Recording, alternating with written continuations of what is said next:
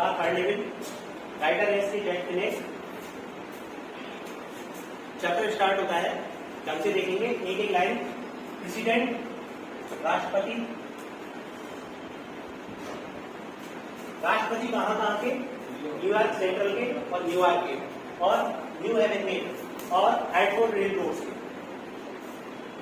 ये 4 जगह के अध्यक्ष या राष्ट्रपति विल स्वीयर कसम खा के या जोर दे के कहेंगे, सौगंध खा के कहेंगे on A stock of time tables, time table समय सूची, उन समय सूचियों के एक स्टॉक पर, एक लिस्ट पर ये जोड़ देके कहेंगे दैट देयर आर ओनली 2, केवल 2 है।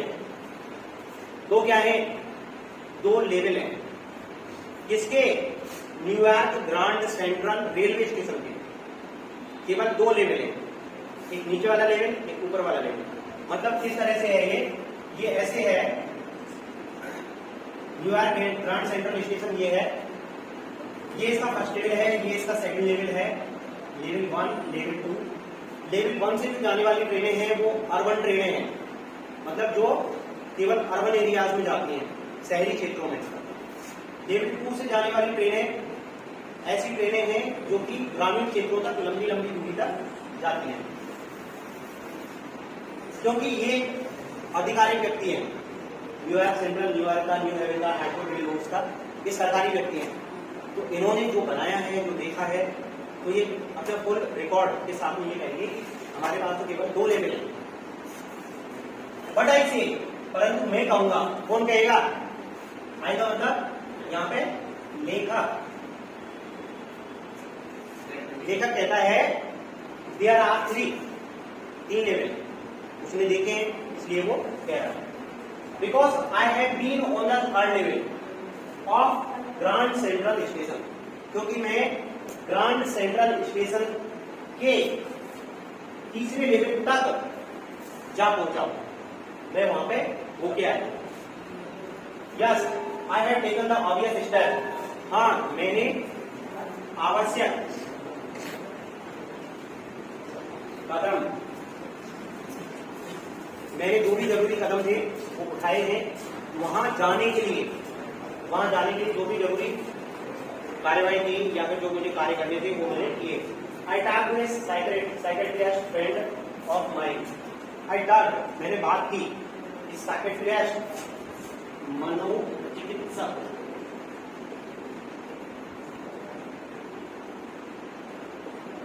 मित्र ऑफ माइन मेरा, ऑफ माइन मेरा, तो मैंने अपने एक मित्र जो कि एक मनोचिकित्सक था, मनोविज्ञानी था, चिकित्सक से बात अमंग अदर्स, दूसरे लोगों के बीच में। आई टोल्ड हिम, मैंने उसे बताया अबाउट द थर्ड लेवल, तीसरे लेवल के बारे में, at Grand Central station, New York Grand Central station पर जो तीसरा लेवल है उसके बारे में मैंने उसे बताया। एंड सेड, और कहा, एंड ही सेड, और उसने कहा, मनोचिकित्सक ने कहा, it was a walking dream this fulfilment. Walking dream चलता फिरता स्वप्न या फिर विश, इच्छा, फुलफिलमेंट पूरी होना। वो क्या कह रहा है? वो मजाक उड़ा रहा है। वो कहता है कि ये तो ऐसे है जैसे कि ना किसी ने कल्पना की हो और उसकी कल्पना सच हो गई हो। चलते फिरते कोई भी कल्पना करेगा क्या काश मेरे यहाँ पे ना एक आलीशान बंगला हो, उसकी कल्पना ही तो है। रोड पे चलता फिरता एक अच्छी सी जगह देखी, यहाँ पे मेरा एक आलीशान होटल होगा, तो ये कहता है कि ये तो तुम्हारे चलता फिरता स्वप्न पूरा हो गया। इस तरह की तुम्हारी बात है। उसने कहा आई बात है, और मैं दुखी हो गया उसकी इस बात से, मैं दुखी हो गया। That made my wife kind of friend, उस बात से, दैट वो बात, मेड बना दिया, माई वाइफ मेरी पत्नी को, काइंड ऑफ फ्रेंड एक तरह से पागल। तो मेरी पत्नी जो थी वो भी मेरे साथ थी उस वक्त, और वो थोड़ी व्याकुल हो गई। बट ये एक्सप्लेन, परंतु उसने समझाया। दैट ही मीन, उसका मतलब है द मॉडर्न वर्ल्ड, ये आधुनिक संसार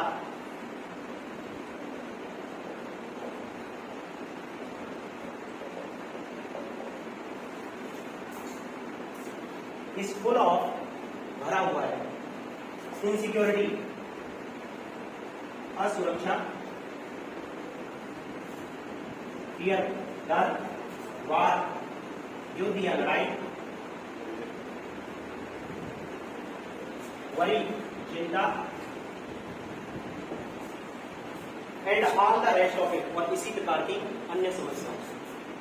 उसने मतलब जनरल वे में, सामान्य तरीके से मुझे ये बताया कि देख, ये जो हमारा आधुनिक संसार है, ये आधुनिक संसार असुरक्षा, डर, लड़ाई, चिंता, इस तरह के कई प्रकार के ये जो मतलब हमारे दिमाग में विचार करते हैं, इनसे भरा हुआ पड़ा। और that I just want to, और मैं चाहता हूं क्या, टू एस्केप, मैं इन सब से बचना चाहता हूं, मैं इन सब चीजों से बचना चाहता हूं। इसलिए वेल, हु डजंट, कौन बचना नहीं चाहता, कौन इनमें पढ़ना चाहेगा, असुरक्षा, डर, युद्ध, चिंता, इनमें कौन पूछना चाहेगा। Everyone I know wants to escape, प्रत्येक व्यक्ति जिसको मैं जानता हूं वो इन सबसे बचना चाहता है। एवरीवन, एवरीबॉडी आई नो, प्रत्येक व्यक्ति जिसे मैं जानता हूं, but they don't wander down into any third level at Grand Central Station, परंतु वो सभी व्यक्ति ग्रांड सेंट्रल स्टेशन के किसी तीसरे लेवल पर घूमने नहीं जाते।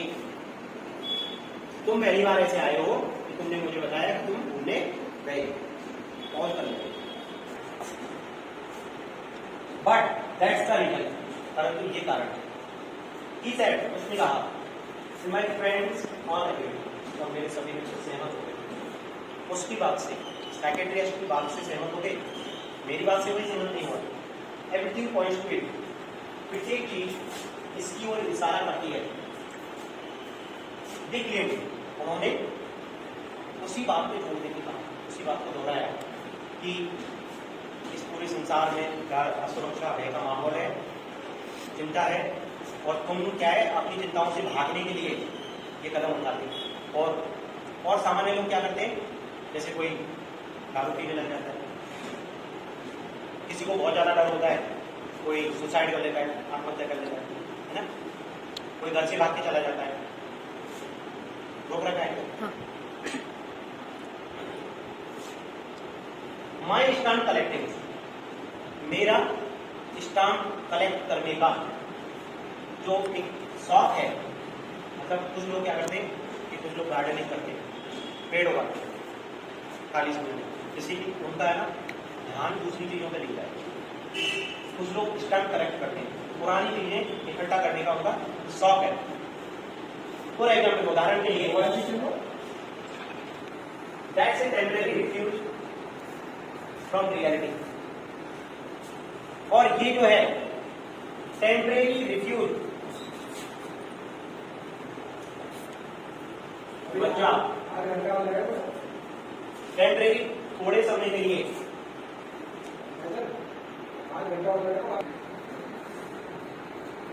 फ्रॉम रियलिटी, वास्तविकता, तो वास्तविकता से ये क्या है, थोड़ी देर के लिए हम बच निकलते हैं। वेल, अच्छा, मे भी हो सकता है, but my grandfather didn't need any refuse from reality. पर अब लेखक यहाँ पे क्या कहता है कि मेरे दादाजी को तो वास्तविकता से कोई टेम्परेरी रिफ्यूज नहीं चाहिए था, तो वो ये काम क्यों करते थे, क्या काम करते थे, उसके दादाजी भी स्टाम्प कलेक्टिंग का काम करते थे। स्टाम्प टिकट जो होते हैं ना, उनको इकट्ठा करना, अब वो कैसे इकट्ठा करते हैं वो भी इस चैप्टर में आएगा आगे, है ना, और फर्स्ट डे पोस्ट क्या होती है वो भी आएगा। थिंग्स वर प्रीटी नाइस, चीजें बहुत सुंदर थी दादाजी के जमाने में, दादाजी के जमाने में चीजें बहुत सुंदर थी, and peaceful in his days, और उसके दिनों में काफी शांति थी। फ्रॉम ऑल आई हियर, जो कुछ मैं सुनता हूं, and he started my collection, और दादाजी ने मेरा स्टाम्प कलेक्टिंग का कार्य शुरू किया था। इससे नाइस कलेक्शन, ये काफी अच्छा कलेक्शन है। Blocks of 4 practically everyday US issue, US की सरकार जो भी डाक टिकट जारी करती है उसमें से प्रत्येक के 4 बंडल हमारे पास है। यूएस सरकार जितने भी डाक टिकट जारी करती है उनको इकट्ठा करती है और 4 बंडल होंगे। फर्स्ट डे कवर्स, उसमें फर्स्ट डे कवर्स भी होते हैं एंड सो ऑन, और काफी सारी चीजें हैं। President Roosevelt collected stamps too. अब ये कहता है कि अमेरिका के जो राष्ट्रपति हैं प्रेसिडेंट रूजवेल्ट, वो भी स्टैम्प कलेक्ट करते हैं। यू नो, तुम जानते हो। Anyway, here is what happened at Grand central. देखो यहाँ पे बताते हैं हम ग्रांड सेंट्रल पे क्या हुआ। वन नाइट, एक रात, लास्ट मंथ पिछली बार work late at office. Office पे मैंने देर रात काम किया, काफी देर तक। I was in a hurry to get up down to my apartment. मैं अपने घर जाने की जल्दी में था। So decided to take the subway from Grand Central. इसलिए मैंने ग्रांड सेंट्रल का जो सबवे था, और सबवे क्या होती है, एक सुरंग होती है। सबवे किस तरह से है, जैसे कि मान लो ये तुम्हारा ये जमीन है ना, यहाँ पे स्टेशन बना हुआ है। अब ट्रेन इधर से आई, इधर से आई, इधर गई, इधर गई, ठीक है। ऑफिस भी यहाँ पे बने हुए हैं, यहाँ पे रोड भी है खूब सारे। अब वो जो भी कुछ है वो इस जमीन के ऊपर ही तो है। अब एक शहरों में तुमने देखा होगा कि काफी ज्यादा कंजेस्टेड होता है, रोड काफी चौड़े चौड़े होते हैं। तो वहाँ पे क्या है, एक रोड से दूसरे रोड तक, रोड के मतलब रोड पार करना भी काफी टेढ़ी होती है क्योंकि वाहन बहुत ज्यादा होते हैं। तो वहाँ पे क्या करते हैं कि स्टेशन से अंडरग्राउंड टनल होती है, और वो टनल कहाँ जाती है, सीधा बड़े बड़े ऑफिसों में, बड़े बड़े चौराहों पर, मतलब डायरेक्ट पहुंचाती जाती है। जैसे भाई यहाँ से है ना, एक रोड इधर जा रहा है, एक रोड इधर जा रहा है, लेकिन इधर जाने वाले जो है उनके लिए सीधी टनल निकालती। तो ये इसने क्या किया, अपनी ऑफिस से सीधा एक टनल में घुसा, और टनल से पैदल पैदल ये ग्रांड सेंट्रल पहुंचना चाहता था। लेकिन उस टनल में भी एक टनल ऐसे निकल गई, एक टनल ऐसे निकल गई, मतलब टनल भी काफी ज्यादा बिछी हुई थी वहां। तो ये आगे की कहानी बता दो। देखो यहाँ पे बताता है कि उसके साथ में हुआ क्या। नाउ अब आई डोंट नो, मैं नहीं जानता why this would have happened to me, ये मेरे साथ ही क्यों हुआ था। I am just an ordinary guy, मैं एक साधारण मनुष्य हूँ, साधारण व्यक्ति हूँ, नेम्ड चार्ली। क्या नाम है इस व्यक्ति का यहाँ पे, चार्ली। क्वेश्चन ये डायरेक्ट आ सकता है कि यहाँ पे जो हमारा प्रोटैगनिस्ट है, जो हमारा कहानीकार है, उसका नाम क्या है, कहानी के नायक का क्या नाम है, चार्ली। कितनी उम्र है उसकी, 31 year. I was hearing 10 carbodine suit. 10 carbodine नामक पदार्थ का 10 होते हैं, एक चमड़े से बना हुआ, जिसको चमड़े में परिष्कृत करते हैं, उसको 10 होता है, उसका बना हुआ सूट पहना होता है। पिछले हार्ट हेड, किसी घास फूस जैसा दिखता है ना, इस तरह का हेड लगाया हुआ था। फैंसी बैंड, उसके ऊपर एक बैंड लगाया हुआ था, है ना, हेड के ऊपर। आई फास्ट डजन में, लगभग 1 दर्जन व्यक्ति मेरे बगल से गुजरे होंगे। उन लोग जस्ट लाइक मी, जो लगभग मेरे जैसे दिखते थे। And I was trying to escape from anything, और मैं किसी से बचने की कोशिश नहीं कर रहा था, मैं किसी चीज से बचने की कोशिश नहीं कर रहा था। I just wanted to get home to Louisa. Louisa मेरी पत्नी का नाम था, और मैं उसके पास घर जाना चाहता था। माय वाइफ मेरी पत्नी।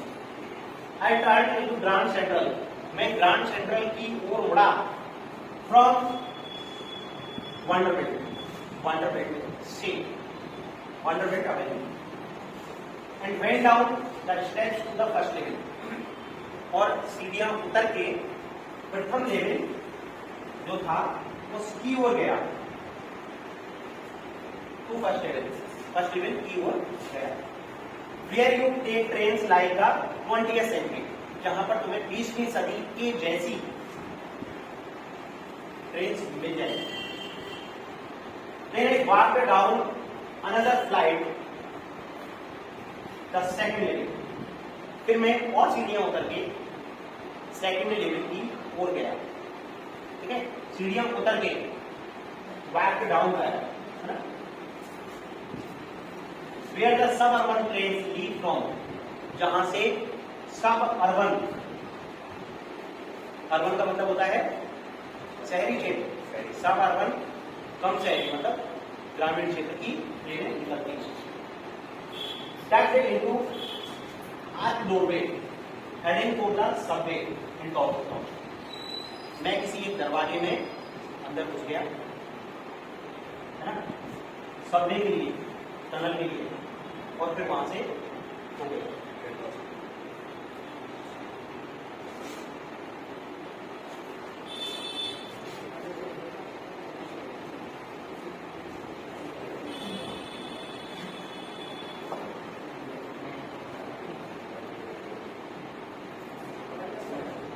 That's easy to do. ऐसा करना बहुत आसान होता है, आसान होता है उसके लिए। क्यों? I have been in and out of Grand Central hundreds of times. मैं सैकड़ों बार ग्रांड सेंट्रल के अंदर गया और वहां से बाहर निकल आया, कई बार।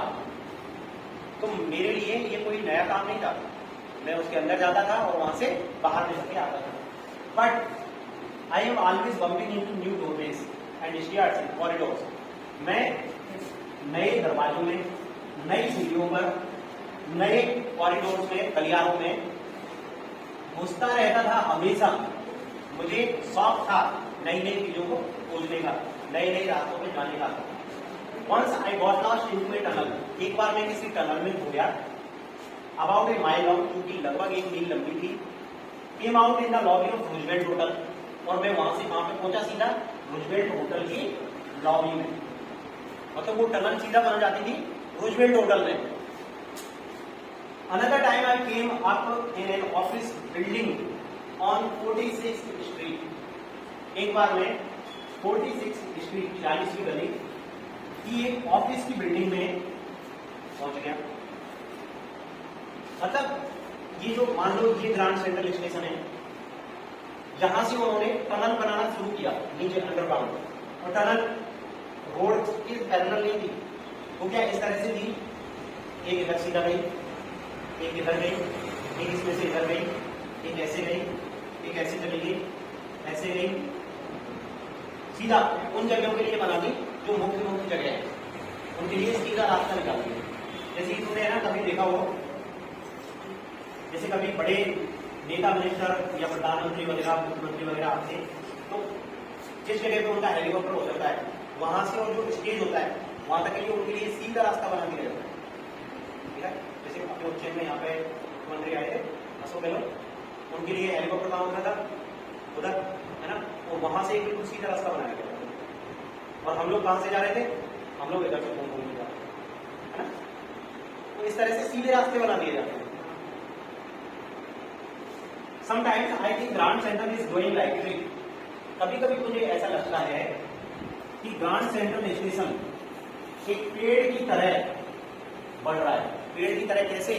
पेड़ की जड़ों की तरह। जैसे पेड़ की जड़ें, तो पेड़ हम लगाते हैं तो पेड़ की जड़ें कितनी सी होती हैं?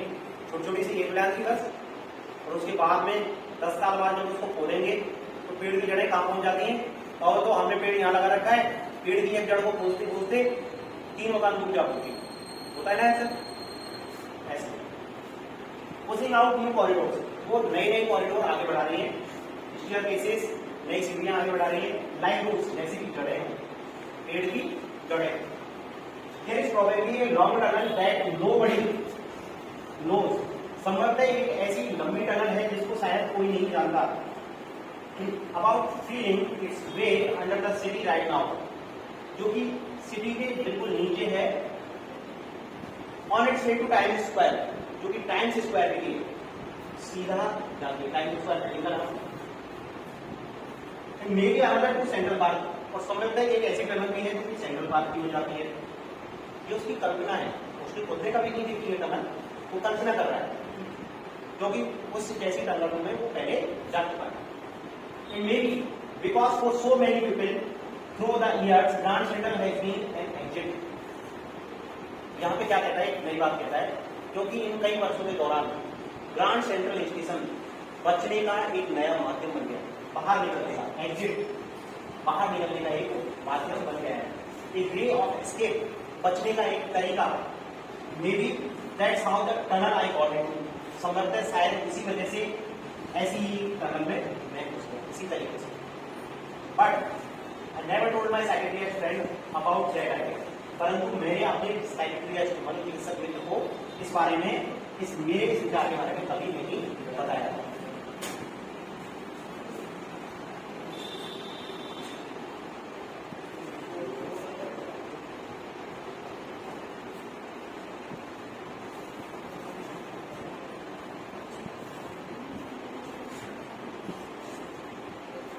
The corridor I was in began angling like, जिस कॉरिडोर में मैं फंसा हुआ था वो बाएं मुड़ने लगा, स्लैंटिंग डाउनवर्ड, नीचे की ओर झुकने लगा, and thought that was wrong, और मैंने सोचा ये तो गलत है, परंतु आई केप्ट ऑन वॉकिंग, मैं चलता रहा। All I could hear was the empty sound of my own footsteps. वहां पर मुझे जो कुछ सुनाई दे रहा था, मेरी खुद के, माई ऑन फुटस्टेप्स, मेरे स्वयं के कदमों की आवाज। I didn't pass this out, मेरे बगल से कोई आत्मा भी नहीं गुजरी, मतलब हिंदी आदमी की तो बात सुनो, कोई मरा हुआ भी कुछ नहीं हुआ, तो कोई नहीं हुआ। Then I heard that sort of hollow roar, मैंने खोखली गूंजती हुई ध्वनि सुनी, एक हेड, दैट मीन्स एक सिर की, किसी व्यक्ति की खोखली आवाज दूर से आ रही है, दैट मीन्स ओपन स्पेस, इसका मतलब है आगे खुला हुआ जगह है काफी, एंड पीपल टॉकिंग, और ऐसा लग रहा है कि वहां पे लोग बात कर रहे हैं। The tunnel turn sharp left, और वो टनल जो थी अचानक से बाएं की ओर मुड़ गई। I went down a short flight of stairs, मैं आगे सीढ़ियां उतरा थोड़ी सी, and came out on the third level at Grand Center, और मैं ग्रांड सेंटर के तीसरे लेवल पर पहुंचा।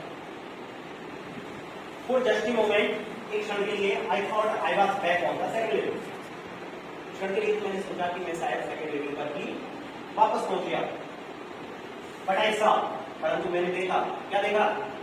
द रूम वाज स्मॉलर, कमरे का आकार छोटा था।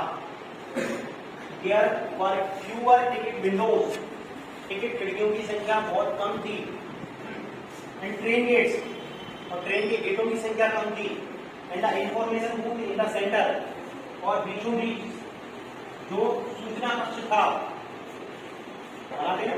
बीच में सूचना केंद्र, वाज वुड, लकड़ी का बना हुआ था, एंड ओल्ड लुकिंग, और पुराने जैसा दिख रहा था, and the man in the booth वोर ए ग्रीन आई सेट, और उसमें जो अंदर व्यक्ति बैठा हुआ था उसने हरे रंग के चश्मे पहन रखे थे, and long black sleeve protectors, और लंबे काले आस्तीन पहन रखे थे अलग से, नीचे से चढ़ाते हैं यहाँ तक, अगले पेज पर।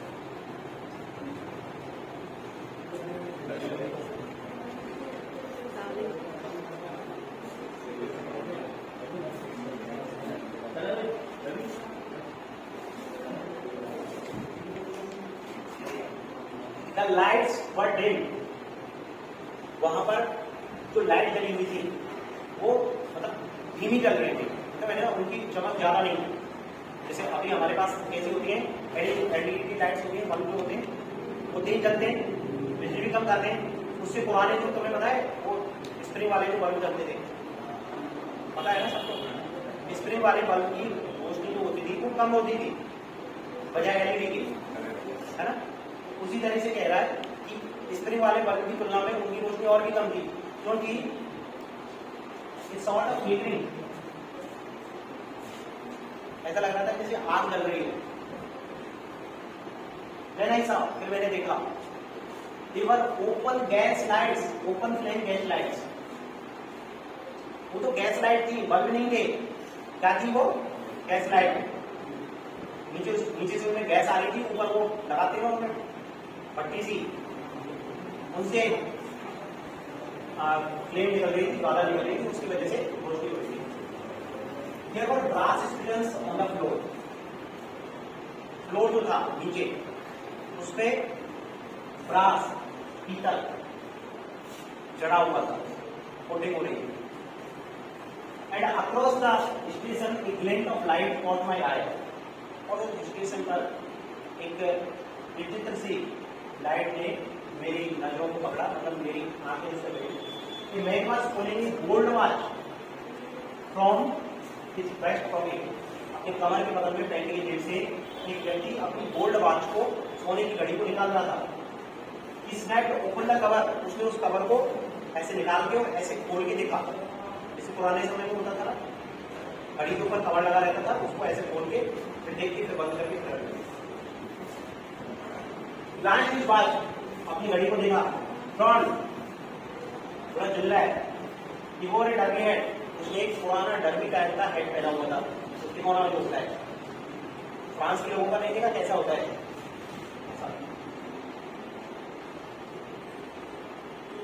इस तरह का इसमें बीच में ऐसे गोल गोल होता है, उसको ऐसे करके देखा है, उसको डर्बी हेड। एक ब्लैक 4 बटन सूट, एक काला 4 बटन वाला सूट। जनरली सूट में कितने बटन होते हैं यहाँ पे? 2 या 3, 4 बटन थे। टाइनी लेपर्स, छोटे छोटे लेपर्स लगे हुए थे यहाँ साइड में। And he had big black handlebar mustache, और उसकी मूंछें कैसी थी? ऐसे हैंडल बने हुए थे जिसको उन्हें पकड़ के रखा।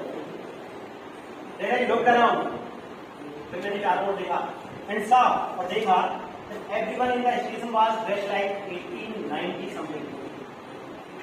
उस जगह पे प्रत्येक व्यक्ति स्टेशन में लगभग 1890 के समथिंग की उसके आसपास की ड्रेस पहनी हुई। I never saw so many beards. मैंने इतनी ज्यादा गाड़ियां और मूंछें कभी नहीं देखी। साइड पर बड़ी बड़ी यहाँ पे पट लगे हुए होते हैं। एंड फैंसी वन सेकेंड, बहुत बड़ी बड़ी मूंछें फैंसी इन माई लाइफ, अपने पूरे जीवन में। देखो मैं एक महिला walked in through the train gate,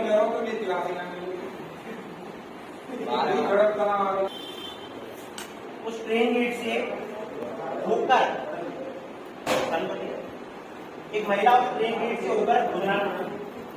She wore a dress with leg of mutton sleeves.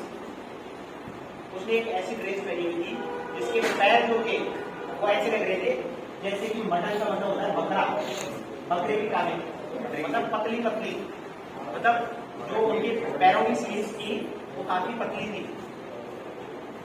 And skirts to the top of her high bottomed shoes, और जो स्कर्ट थी वो उसके जो ऊंचे ऊंचे शूज थे जहाँ तक आते थे वहां तक थी उसकी स्कर्ट, ऊपर से लेके नीचे तक। नेक्स्ट पेज पे आओ।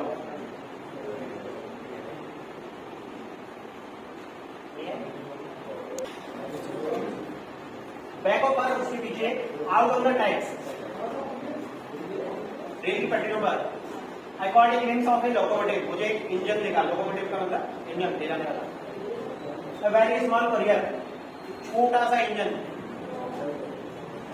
कोरियर एंड लीव्स का। अच्छा, ये कंपनी का नाम है कोरियर एंड लीव्स, इस कंपनी का इंजन था। एक बात मैं तुम्हें बता दूं, भारत में जो रेलवे है पूरी तरह राष्ट्रीयकृत है ना, उसके जितने भी डब्बे हो, ट्रेन हो, सब कुछ सरकार के। अमेरिका में जो ट्रेनें हैं वहां पर पटरियां, इंजन, पूरा सिस्टम और सब कुछ प्राइवेट है। वहां पे लोग है ना, मतलब ज्यादा ट्रेन में सफर नहीं करते। वहां पे ट्रेन का मुख्य उद्देश्य होता है माल ढुलाई करना, और हमारे यहाँ पे दोनों काम में पूरी ढंग से आती है। माल ढुलाई भी खूब होती है और लोग भी खूब बैठते हैं। ये बहुत पहले से ही प्राइवेट है अमेरिका। आगे से कौन सी बनी हुई थी। एंड देन आई न्यू, फिर मैं जान गया, टू मेक श्योर, अब सुनिश्चित करने के लिए कि मैं 1890 में तो नहीं पहुंच गया। I went over to a newsboy समाचार पत्र बेचने वाले एक लड़के के पास पहुंचा, glance at the stack of papers, वहां पर पड़े हुए अखबारों के झुंड पे मैंने नजर डाली। एट हिज फीट, जो उसके पैरों में पड़े हुए थे। इट वाज द वर्ड, अखबार का नाम है द वर्ड, अखबार था। The World has been published for years, हमारे समय में द वर्ड अखबार कई सालों से प्रकाशित नहीं हुआ। द लीड स्टोरी सेड, उसकी मुख्य खबर कहती थी समथिंग अबाउट प्रेसिडेंट क्लीवलैंड, राष्ट्रपति क्लीवलैंड के बारे में। I found that the front page since in the public library files, मुझे ये पब्लिक लाइब्रेरी जो फाइल्स थी हमारे समय की, मतलब जिस समय से मैं आया हूं उस समय की, उनमें ये कहीं मिला था। प्रिंटेड, इसमें लिखा हुआ था जून 11, 1814। मतलब ये कहां पहुंच गया व्यक्ति, ये है ना वहां पहुंच गया जब इसके दादाजी ने जन्म लिया। दादाजी जब रहते थे ना, मतलब इसमें ये व्यक्ति टाइम ट्रेवल कर गया, समय यात्रा कर गया और भूतकाल में जा पहुंचा। केवल एक स्टेशन की बात, इस तरह की 2-3 फिल्में हैं। एक फिल्म का नाम है नॉर्निया, कभी देखना टाइम मिले तो। I turned toward the ticket window. I turned, मैं मुड़ा toward की ओर, the ticket window, ticket window की ओर। वहाँ पे एक टिकट विंडो थी ना, बताया था बीच में, बीचों बीच में एक छोटी टिकट विंडो बनी थी। Knowing that here, जानते हुए कि यहाँ पर on the third level पर ग्रांड सेंट्रल के इस थर्ड लेवल पर I could buy, मैं खरीद सकता हूँ tickets that would take Louisa and me, जो कि मुझे और मेरी पत्नी लुइसा को ले जाएंगे ticket anywhere in the United States we wanted to go. United States में, अमेरिका में, जहां कहीं भी, एनीवेयर जहां कहीं भी, वी वांटेड टू गो, हम जाना चाहते थे। इन द ईयर 1894, सन 1894 में, and I wanted 2 tickets to Galesburg, Illinois एक राज्य है, वहां पे गेट्सबर्ग एक शहर है, और वहां पे जाने के मैं 2 टिकट चाहता था। Have you ever been there, क्या तुम कभी वहां पे गए हो? It's a wonderful town still, ये अभी भी काफी आश्चर्यजनक कस्बा है, स्टिल अभी भी। With big old frame houses, बड़े पुराने तरीके के बने हुए घर, huge lawns, बड़े बड़े लॉन घर के आगे, and tremendous trees, और बड़े बड़े पेड़, कुछ ब्रांचेज जिनकी टहनियां मीट ओवरहेड, ऊपर जाके मिलती हैं। कैसे मिलती हैं? एक मिनट डब्ल्यू बटन दबाना वहां पे, कैसे मिलती हैं? देखो, जैसे ये रोड है, रोड के इधर भी पेड़ है और रोड के इधर भी पेड़ है, ठीक है? तो इनकी टहनियां क्या है, यहां आके ऐसे मिल जाती हैं, तो ऊपर से बिल्कुल कवर्ड हो जाता है। और कुछ तो मतलब है ना, ऐसा है कि कई जगह पे तो जैसे मार्च अप्रैल का जब महीना होता है, बसंत ऋतु होती है, उससे जस्ट पहले जो पतझड़ आता है, उस पतझड़ में पेड़ों की पत्तियां गिर जाती हैं, पत्तियां, हरी पत्तियां तो गिर गई, और उसके तुरंत बाद फूल आते हैं। फूल आते हैं तो वो रेड कलर के या फिर पिंक कलर के फूल आते हैं, पिंक या रेड कलर के, तो वो सारे पेड़ पिंक या रेड लगेंगे, तो ऐसा लगता है पता नहीं मुझे कि कितने अच्छे स्वर्ग में आ गए। और नीचे भी फूल बिखरे हुए रहते हैं रोड पे।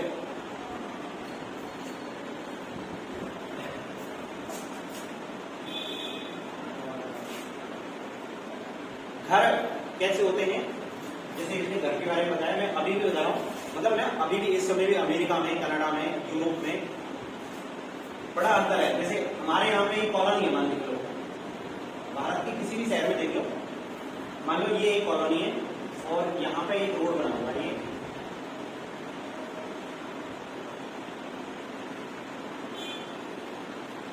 तो भारत की कॉलोनी में घर ऐसे होंगे,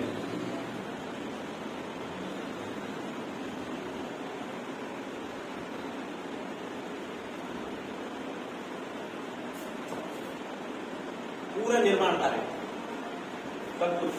किसी व्यक्ति के लिए इतनी जगह मिली है ना, तो इस पूरी जगह में उसने निर्माण कार्य किया हुआ है। पेड़ पौधे वगैरह के लिए कोई जगह नहीं, थोड़ी बहुत मतलब एक आध फुट जगह उसने जानबूझ की छोड़ दी हो, उसका मन कर जाए वो लगा देता है पेड़।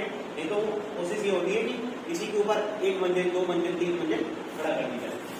अब देखो अमेरिका वगैरह में क्या होता है कि जैसे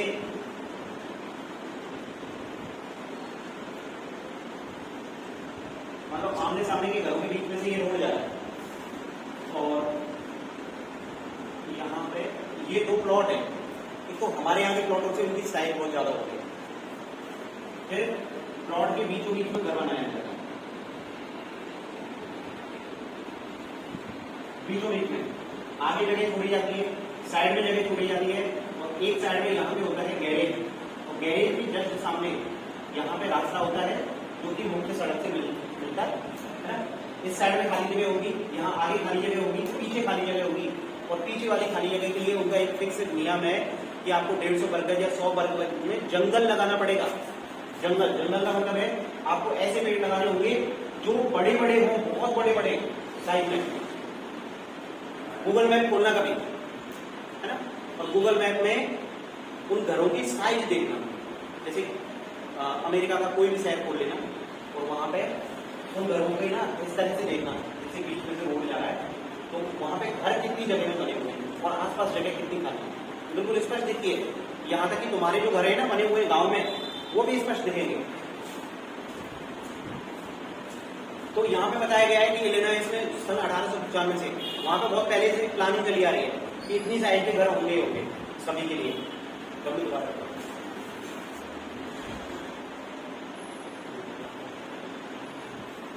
एंड रूफ द स्ट्रीट, और जो गलियां हैं, गलियां नहीं सड़कें जो है, स्ट्रीट का मतलब सड़क, उनके ऊपर छत जैसी बन जाती है, छत। पेड़ जो है वो छत बना लेते हैं।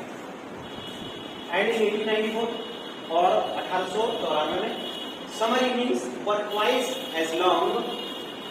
समर की जो इवनिंग है, गर्मियों की जो समय है इतनी ज्यादा दोगुनी लंबी होती हैं।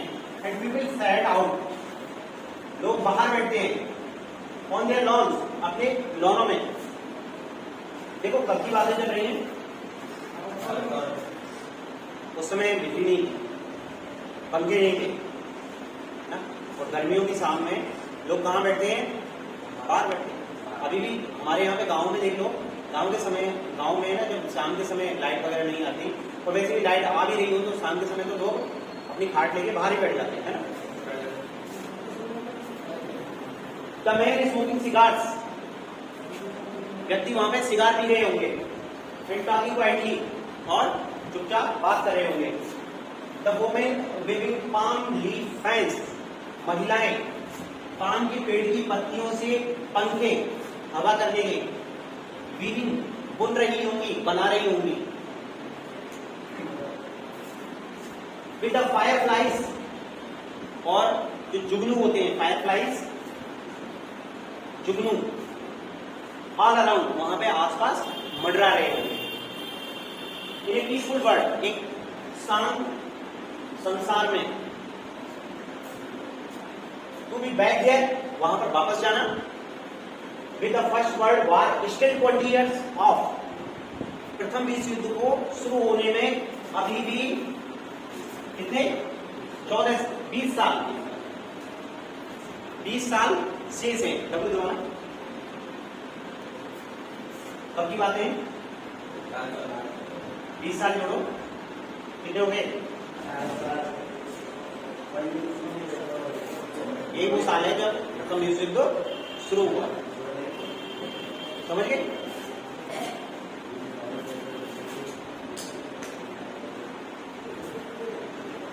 And world war second over 40 years, और द्वितीय विश्व युद्ध में अभी भी 40 साल शेष है। इन द फ्यूचर, भविष्य में, आई वांटेड 2 tickets फॉर दैट, और मैं कहां पर जाने के लिए, गिल्सबर्ग इलिनॉइस जाने के लिए, फॉर दैट, दैट यानी ये वाली जगह जाने के लिए 2 टिकट चाहता था, एक मेरे लिए, एक अपनी पत्नी के लिए।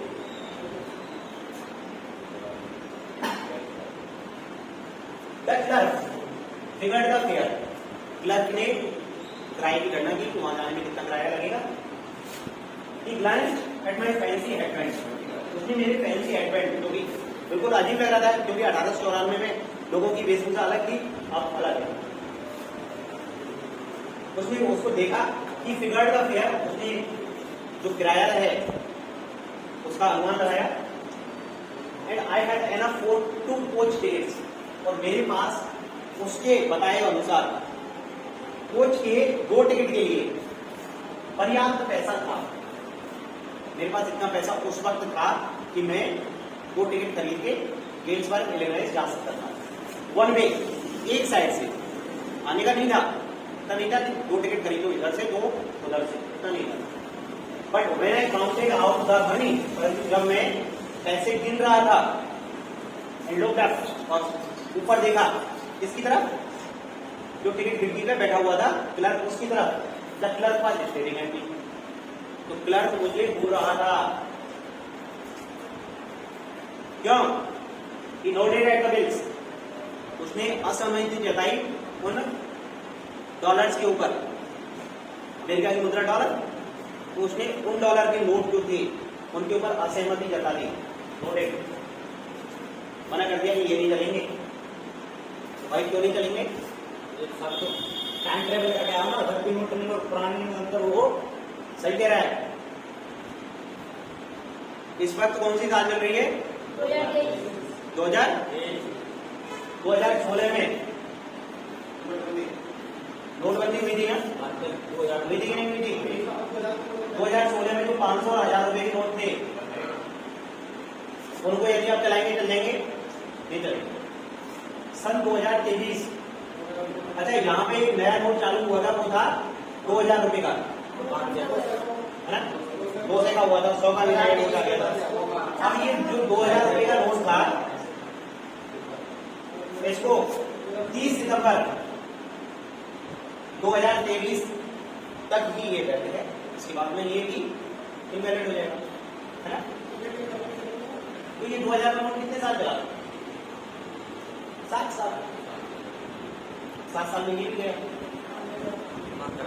और इसका अंतर कितना है? ये कब से आया है? ये सब 1990 के आसपास की बात है ना? कब से गया है बैंक में? मतलब लगभग 100 से 125 साल पीछे गया है।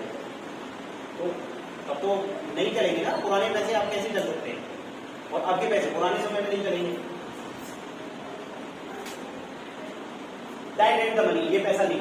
मिस्टर इस साइड उसने कहा, if you are trying to deceive me, यदि तुम मुझसे चालाकी करने की, मुझे धोखा देने की कोशिश करोगे, इसके मतलब होता है रंग दिखाना या फिर अपना रंग बदलना, धोखा देना। If you are trying to deceive me, यदि तुम मुझे धोखा दे रहे हो, you won't get very far, तो तुम ज्यादा दूर नहीं जा पाओगे, मैं पुलिस को पकड़ पा दूंगा। He glanced at the cash drawer beside him, और उसने अब उसके खुद के बगल में जो कैश ड्रॉवर रखा हुआ था उसकी ओर देखा, और शायद वो ये बता रहा हो कि तेरे जैसे पैसे नहीं, यहाँ पे मेरे पास जो रखे हुए हैं ऐसे पैसे चाहिए मुझे, इस तरह के नोट चाहिए। Of course, listen they, the money was old style bills, जो पैसा था वो पुराने तरीके की बिल थे, पुराने तरीके की करेंसी की नोट थे। Half again as big as the money we use nowadays. Size में जो नोट हम आज प्रयोग करते हैं, nowadays जो हम आज प्रयोग करते हैं, उनके लगभग आधे बड़े। कितने बड़े थे? मतलब आधे के बराबर छोटे थे नोट। एंड डिफरेंट लुकिंग, और अलग तरीके के दिख रहे थे। I turned away, मैं दूर मुड़ा। Got out fast, वहां से जल्दी से निकला। There is nothing nice about it here in 1894. एक तो मैं टाइम ट्रेवल करके 1894 में पहुंच गया, और वहां पे भी जाके जेल में फंस जाऊं, समझ रहे? जेल में फंस जाऊं, तो ये कोई समझदारी वाली बात नहीं। एंड दैट वाज दैट, और यही सब कुछ था। I left the same way I came, मैं निकल गया उसी तरीके से जैसे मैं आया था। जिस तरीके से मैं आया उसी तरीके से मैं, आई सपोज, मैं अनुमान लगाता हूं, कल्पना करता हूं। नेक्स्ट डे, अगले दिन, ड्यूरिंग लंच आवर्स, लंच जब करते हैं ऑफिस में उस समय I drink $300 out of the bank. मैंने अपने बैंक खाते से $300 निकाल लिए। बैंक गया वहां से $300 निकाले। नियरली ऑल वी हैड, वो सब कुछ जो मेरे पास था। And bought old styles currency, और पुराने तरीके की करेंसी मैंने खरीदी। कुछ दुकानें होती हैं जो इस तरह की पुरानी तरीके की करेंसी रखती हैं, है, और उनको बेचते हैं वो। जैसे गोवर्धन में यदि तुम जाओ तो वहां पे अभी भी 5 पैसे, 10 पैसे, 20 पैसे, 40 पैसे सब कुछ चलता है वहां, है ना। और वो किस काम आते हैं? उन भिखारियों को देते हैं, है ना। और वो भिखारी क्या करते हैं? वापस उन्हीं को बेचता है। होता कैसे? जैसे मान लीजिए चलो आपने 10 रुपए के 50 पैसे ले लो। आपके पास रुपए हैं 10 और आपने लिए 50 पैसे। 50 पैसे कितने आएंगे यहाँ पे? कितने आएंगे? 20। तो मतलब 20 आने चाहिए, लेकिन वो आपको कितने देगा? 16 या 17। तो ज्यादा से ज्यादा आपको 16 देगा। तो यहाँ पे आपके कितने रुपए हुए? 8 रुपए। उसने 2 रुपए यहाँ कमा लिए। अब यदि एक मतलब आप 50-50 पैसे भिखारियों को बांट रहे हो और भिखारी उनको लेके आते हैं और आके उसी दुकानदार को वापस देते हैं कि भाई मेरे पास 50 पैसे के 20 कॉइन है ना। तो ये हो गया आपके 10 रुपए के। लेकिन दुकानदार उसको फिर दोबारा से कितने देगा? वो उसको 8 रुपए देगा। 2 रुपए वो फिर कमा लेगा। ये तो वही उसकी कमाई, है ना।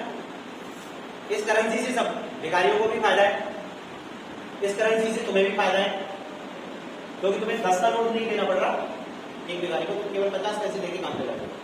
10 रुपए में तुम 16 भिखारियों को निपटा रहे हो, समझ रहे हो। भिखारियों के पास क्योंकि उनको केवल 50 पैसे चाहिए, वो मांगते भी 50 पैसे या 1 रुपए। बेटा 1 रुपए दे दे, 50 पैसे दे दे। तो लोग भी सोचते हैं यार चलो सबको ही बांट देते हैं, है ना। उनको भी ज्यादा मिलते हैं, फिर हर एक व्यक्ति बांटता है उनको ज्यादा मिलते हैं। तो इसमें सब लोगों का फायदा है और दुकानदार भी कमा रहा है। तो इसी तरीके से जो मनी एक्सचेंज करने वाले होते हैं वो क्या करते हैं? इस तरह की ओल्ड स्टाइल करेंसी को वो अपने पास रखते हैं। That is worried my psychiatrist friend। अच्छा, मेरा ये जो कार्य था कि मैंने पुरानी तरीके की करेंसी खरीदी, इससे वास्तव में मेरे जो साइकियाट्रिस्ट फ्रेंड थे स्टैंड, उसको जरूर चिंता हुई होगी। You can by old money at almost any coin dealers. तुम पुराने तरीके की करेंसी किसी भी कॉइन डीलर के पास जाके खरीद सकते थे। बट यू हैव टू पे ए प्रीमियम, परंतु तुम्हें एक शुल्क का भुगतान करना पड़ेगा। बताया ना मैंने इस तरीके से एक प्रीमियम लग जाता है। My $300 bought less than 200 in old style में। मेरे पास थे लगभग $300 और मुझे मेरे कितने $200 से भी कम। उसने $100 कमा लिया, उसने $100 से ज्यादा। बट आई डिडंट केयर, परंतु मुझे इससे ज्यादा फर्क नहीं पड़ता। क्यों फर्क नहीं पड़ता? क्योंकि एक्स पर 13 सेंट्स ए डजन इन 1894। क्योंकि अंडों की कीमत सन 1894 में एक डजन केवल 13 सेंट है। But I have never again found the corridor that leads to third level at Grand Central station. और अब समस्या क्या हो गई? क्योंकि जिस कॉरिडोर से, जिस रास्ते से मैं ग्रांड सेंट्रल स्टेशन के तीसरे लेवल पे गया था, पुराने तरीके के जो पैसे खरीदे थे ये वाले 200, उनको खरीदने के बाद में मुझे कभी भी वो रास्ता मिला ही नहीं जिससे मैं तीसरे लेवल पे पहुंच जाऊं। Although I have tried often enough, जब भी मैंने काफी बार प्रयास किया फिर भी नहीं मिला। Louisa was pretty worried, Louisa काफी चिंतित थी। When I told her all this, जब मैंने उसे ये सब कुछ बताया। And didn't want me to look for the third level anymore, और वो चाहती थी कि मैं फिर कभी थर्ड लेवल की तलाश न करूं। डिडंट वांट, नहीं चाहती थी कि मैं कभी थर्ड लेवल की तलाश करूं। आफ्टर ए व्हाइल, कुछ समय बाद आई स्टॉप, मैंने तलाश करना छोड़ दिया। I went back to my stamps, मैं वापस से खाली समय में अपने स्टाम्प कलेक्शन का जो मेरा कार्य था उस पर व्यस्त हो गया। But now we were both looking, परंतु अब हम दोनों तलाश कर रहे थे। उस समय के बाद में मैं और मेरी पत्नी दोनों तलाश कर रहे थे।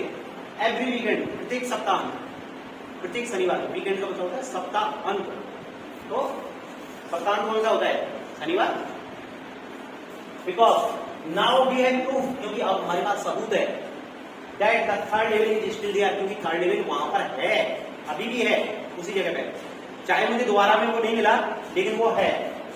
My friend Sam dinner disappeared, मेरा मित्र जो सैम डिनर था वो गायब हो गया। नोबडी न्यू वेयर, कोई नहीं जानता कि वो कहां गया।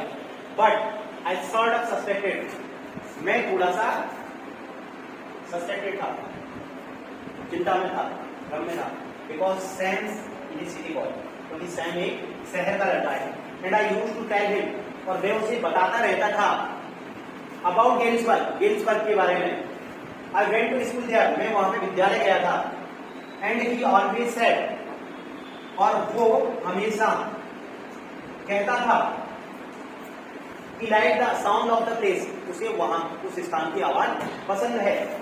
दैट्स वेयर ही इज, और इसलिए वो वहां पे गया। और राइट इन 1894, हाँ वो 1894 में चला गया। अब क्या प्रूफ है देखते हैं।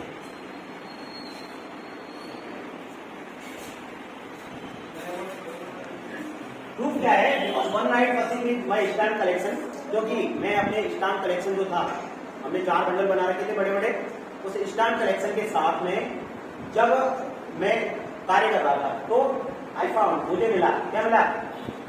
But do you know what is first day cover is? क्या तुम्हें पता है फर्स्ट डे कवर क्या होता है? इसको ब्लैक टी दबा दो,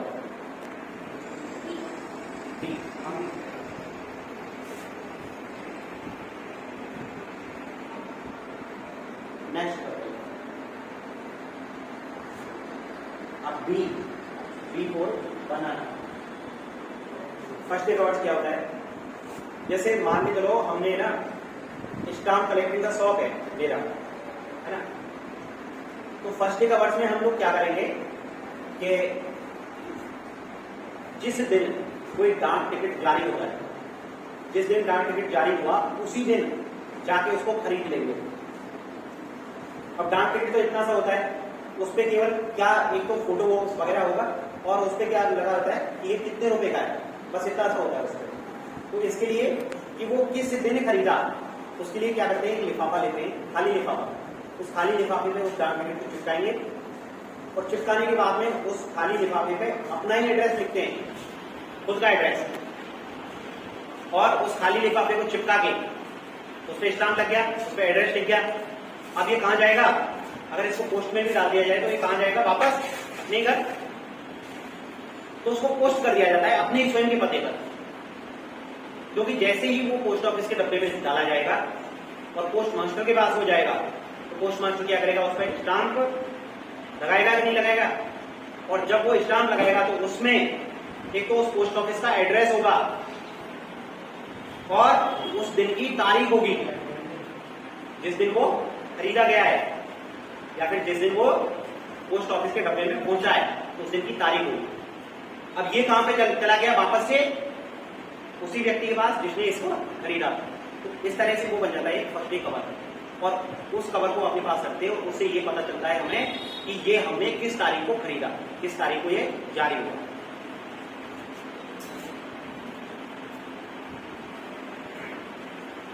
वही न्यू स्टाम्प इज इश्यूड, जब कभी भी एक नया स्टाम्प जारी किया जाता है, स्टाम्प कलेक्टर जो स्टाम्प को इकट्ठा करने वाले होते हैं, बाय सम उनमें से कुछ स्टाम्प खरीद लेते हैं, use them to mail envelopes to themselves, उनका प्रयोग करते हैं अपने स्वयं के लिए, उनको मेल करने के लिए एक एनवलप लेते हैं और उनको स्वयं के लिए पोस्ट कर देते हैं। On the very first day of the sale, बिक्री के पहले दिन, जिस दिन वो बिक्री के लिए आता है उसी दिन ये सेल कर दिया जाता है। तो post mark proves the day, और जो ठप्पा लगाया जाता है वो उस दिन की तारीख को बताता है कि ये मतलब 7 जुलाई को या 8 जुलाई को ये जारी किया गया।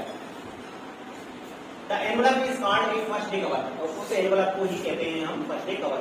दे आर नेवर ओपन, वो कभी नहीं खोले जाते। क्यों नहीं खोलते? क्योंकि उनके अंदर कुछ है ही नहीं।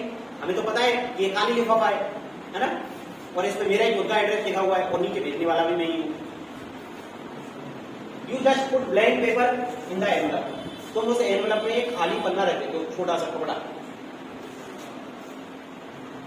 अब देखो हुआ क्या था, उस रात, दैट नाइट, उस रात अमंग माई ओल्डेस्ट फर्स्ट डे कवर्स, मैं अपने सबसे पुराने वाले जो फर्स्ट डे कवर्स थे उन पे उनको देख रहा था, उनको चेक कर रहा था। आई फाउंड वन, मुझे ऐसा वहां पे पत्र मिला, ऐसा लिफाफा मिला, that should not have been there, जो कि वहां पे नहीं होना चाहिए था, but it was there, it was, पर ये वहां पे था, इट वाज देयर, ये वहां पे था, because someone had made it, क्यों ये वहां पे इसलिए था क्योंकि इसने, किसी ने इसको मेरे लिए मेल किया था, टू माई ग्रैंडफादर, मेरे दादाजी के लिए, at his home in Gettysburg, Gettysburg में उनके घर के एड्रेस पर इसको मेल किया था।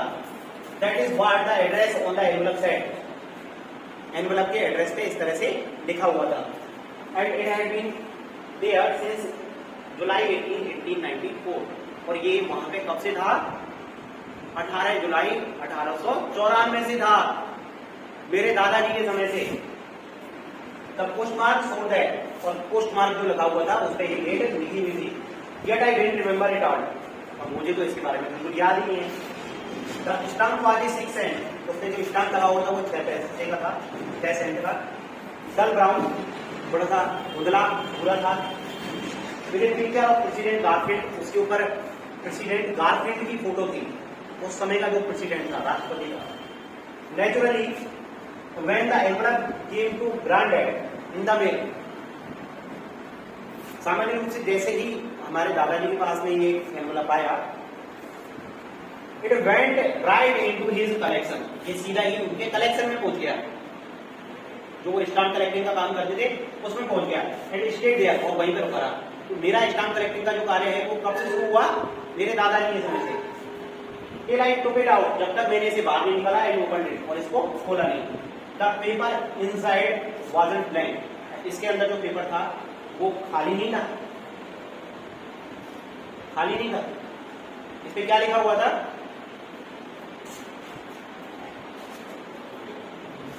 इसमें एक लेटर था प्रॉपर, 1941 बिलवार्ड स्ट्रीट,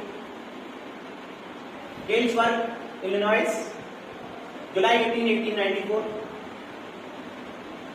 डेट लिखी हुई है, और भेजने वाले ने अपना एड्रेस लिखा है पूरा, इलिनॉइस राज्य में गेल्सबर्ग शहर, और उसमें ये वाला उसका एड्रेस है, और वो लिख रहा है, Charlie, dear Charlie, I got to missing you, I got to missing, मैं ये सोच रहा था, दैट यू वर राइट, कि तुम सही थे, तुमने मुझे बताया ना स्टार्टिंग में कि तीसरा लेवल है, और मैंने तुम्हारा मजाक उड़ाया, क्या कहेंगे, इस संसार में डर है, क्रोध है, भय है, चिंताएं हैं, इस तरह की कई समस्याएं हैं, इस वजह से तुम उनसे बचना चाहते हो, इस वजह से तुम ऐसे थर्ड लेवल की बात करते हो। Then I got to believing you, फिर मैं तुम पर विश्वास करने लगा, you were right, तुम सही थे, and Charlie it is true, और चार्ली ये सही है। I found the third level, मुझे थर्ड लेवल मिल गया।